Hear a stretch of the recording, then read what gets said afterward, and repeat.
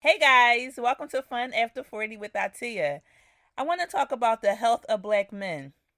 How has black history affected today's health of black men? The health of black men consistently ranks the lowest across the United States. This is part one of this episode.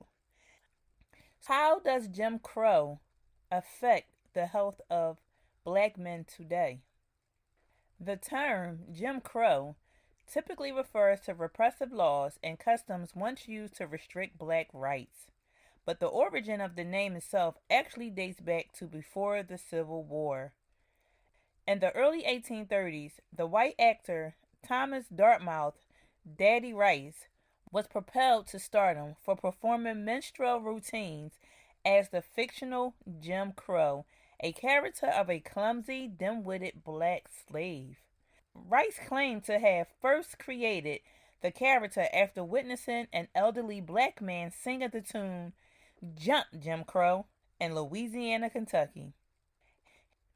He later appropriated the Jim Crow persona into a minstrel act where he donned blackface and performed jokes and songs in a stereotypical slave dialect. Jump Jim Crow included the popular refrain, "We're about to turn about, then do this. Every time I will bout, I jump Jim Crow." Rice's minstrel act proved a massive hit among white audience, and he later took it on tour around the United States and Great Britain. As the show's popularity spread, Jim Crow became a widely used derogatory term for blacks. Jim Crow's popularity as a fictional character eventually died out, but in the late 19th century, the phrase found new life as a blanket term for a wave of anti black laws laid down after Reconstruction. Some of the most common laws included restrictions on voting rights.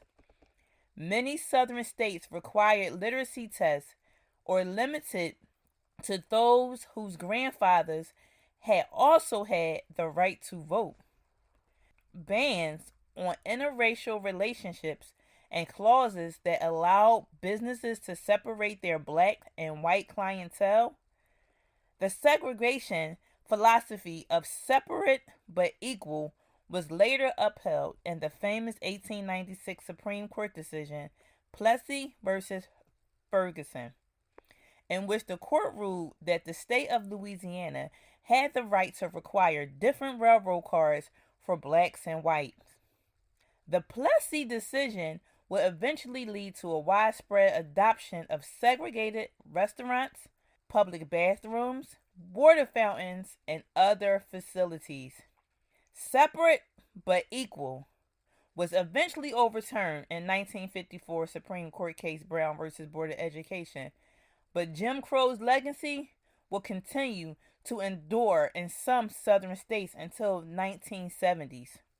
Now we're in 2021, and still the legacy of Jim Crow has an effect on the health of black men.